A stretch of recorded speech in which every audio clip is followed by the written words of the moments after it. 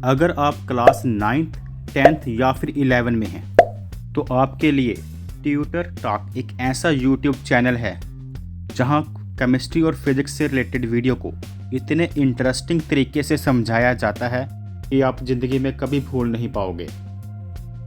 Hello बच्चों, आपका अपने ट्यूटर टॉक चैनल में स्वागत है। आज की वीडियो में हम class 9 subject science NCERT book के पेज नंबर 74 के 3 क्वेश्चन को सोल्व करेंगे। इसमें फर्स्ट क्वेश्चन की स्टेटमेंट है कि an object has moved through a distance can it have zero displacement. कहने का मतलब अगर कोई ऑब्जेक्ट कुछ ना कुछ डिस्टेंस कवर करता है तो क्या उसकी डिस्प्लेसमेंट की वैल्यू जीरो हो सकती है। Spot your answer with an example. तो इसे एग्जाम्पल के साथ क्लियर करने के लिए कहा गया है। तो यहाँ पर एग्जाम्पल लेते हैं। Let a girl move from A to B and back to A. A और बी के बीच की जो दूरी है, डिस्टेंस है 70 मीटर है। तो ए पॉइंट से एक गर्ल जो कि मूव करती है ए से बी 70 मीटर बी तक आती है। तो 70 मीटर उसने डिस्टेंस कवर किया और फिर अगेन उसी पाथ पर बैकवर्ड डायरेक्शन में बी से ए वापस आ जाती है। यानी कि ए से ही चलना इसने शुरू किया और ए पॉइंट पर ही यह वापस आ गई।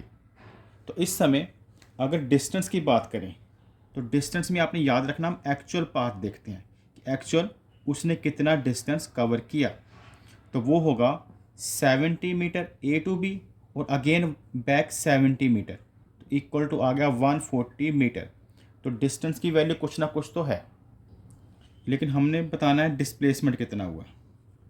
जो डिस्प्लेसमेंट है वो होता है शॉर्टेस्ट पाथ।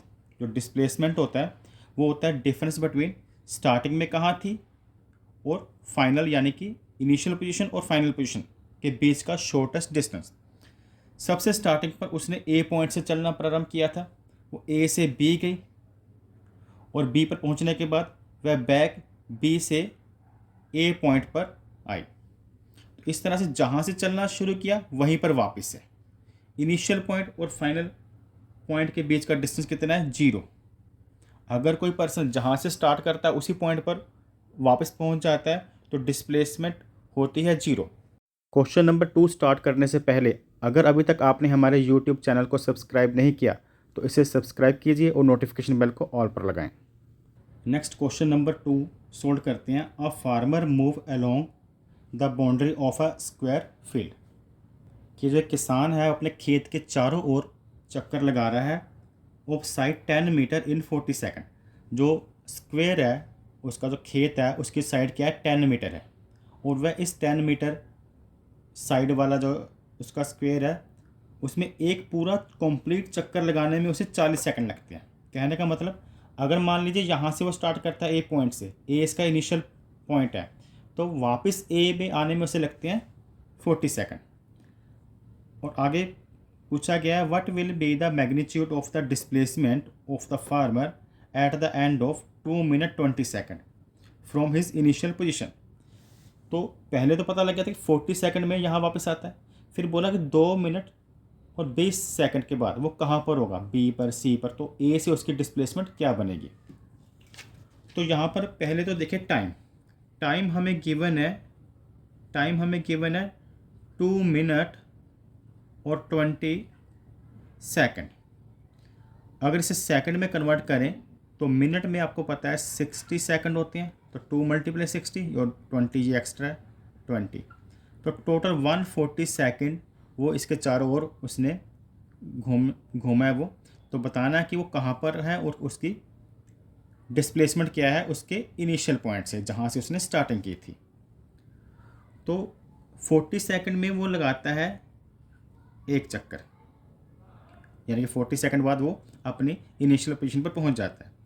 ऐसे ही सेकंड 40 के बाद भी अपनी और थर्ड 40 सेकंड के बाद भी वो अपनी इनिशियल पोजीशन पर पहुंच जाएगा, यानी कि 40 सेकंड बाद वो जहाँ से स्टार्ट है वहीं पर होगा।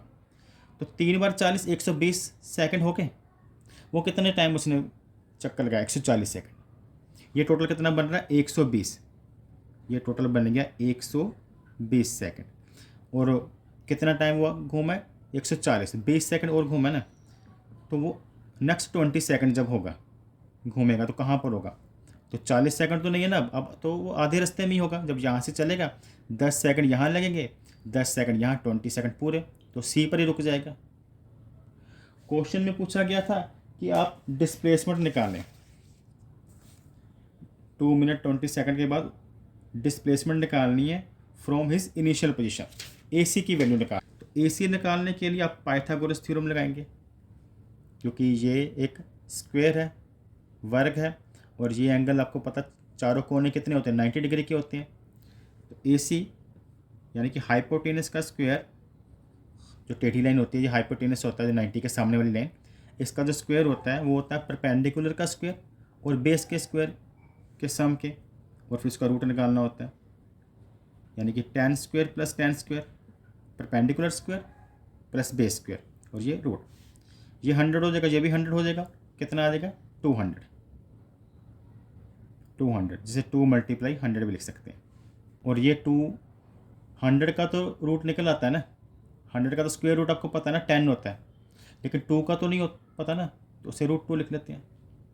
√2 की आपको वैल्यू वैसे पता है, 10 मल्टीप्लाई 1.414 होती है, √2 के स्क्वायर रूट की वैल्यू होती है 1.414, और इसे मल्टीप्लाई करेंगे 10 से तो 14.14 मीटर। ठीक है, तो इस सेकंड सम का आंसर आ गया है। क्वेश्चन नंबर 3 की स्टेटमेंट है, which of the following is true for displacement, कि डिस्प्लेसमेंट के लिए इन दोनों में से कौन सी स्टेटमेंट ट्रू है।